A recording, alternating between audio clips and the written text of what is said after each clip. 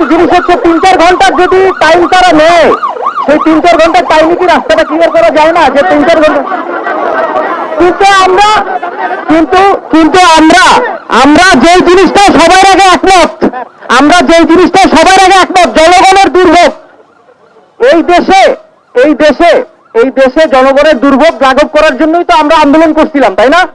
তাহলে সেইটা করার পরে আমরা এখন আবার জনগণের দুর্ভোগ দিচ্ছি।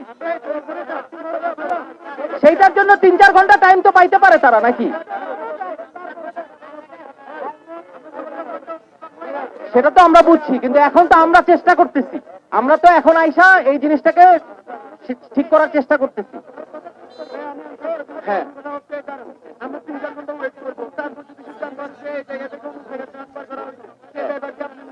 না না, তখন তো সেটা ব্যাপারটা তো সেরকম আসবে না, এটাই আমরা বলতেছি।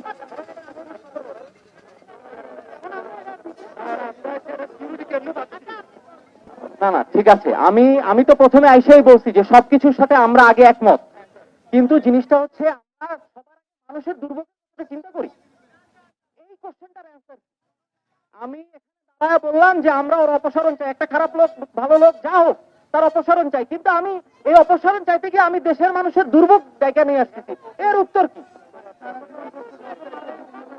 না না, এইটা তো অ্যান্সার হয় না যে সারা জীবন কষ্ট করছে, এখন আগের আমলে কষ্ট করছে এখনো কষ্ট করুক, এটা তো হয় না।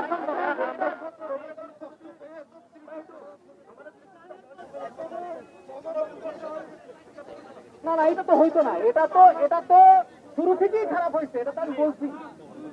হ্যাঁ, এই দেশের ছাত্র জনতার চাইতে বড় শক্তি তো কিছু নাই, আছে? তাহলে সেই ছাত্র জনতা কি দেশের মানুষের কষ্ট দিতে পারে? এইটা তো হইল না।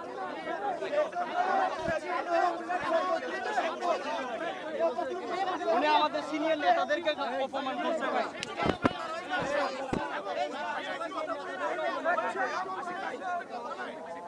ও সিএটা আমাদের সিনিয়র নেতাদেরকে অপমান করছে।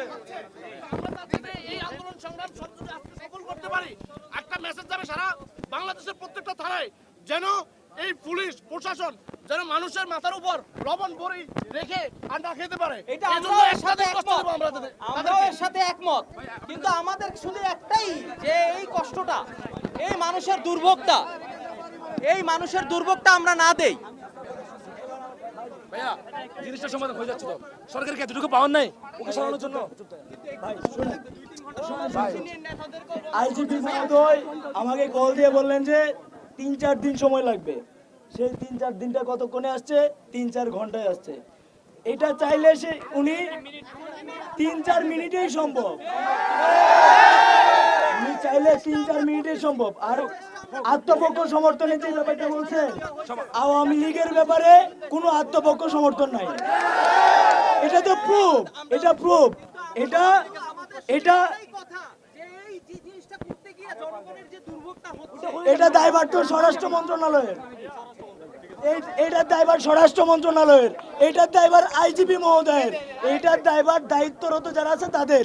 তারা চাইলে এটা সকাল 11টার মধ্যে সমাধান করে ফেলতে পারতো।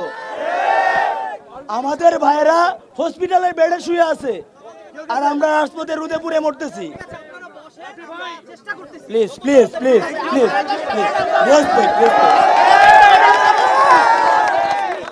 আপনাদের প্রতি আমাদের রেসপেক্ট থাকবে, রেসপেক্ট।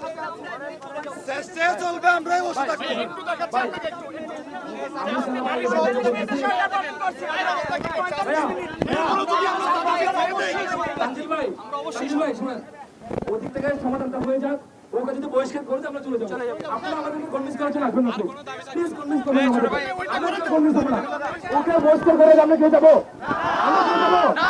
আমি কে যাবো? এখানে আরেকটা কথা আছে, রাফি ভাই যেটা বললেন যে ওনাকে কল করে বলা হয়েছে 3 দিন, পরবর্তীতে সেটা 3 ঘন্টা আসছে। এটা কিন্তু 3 ঘন্টা আসে নাই, এটা 3 ঘন্টা আগে বলা হয়েছে, পরে বলা হয়েছে 3 দিন। আমরা একটু খান তালাত মাহমুদ রাফি, যুগ্ম আহ্বায়ক গণতান্ত্রিক ছাত্র সংসদ, তার সাথে একটু কথা বলতে চাই।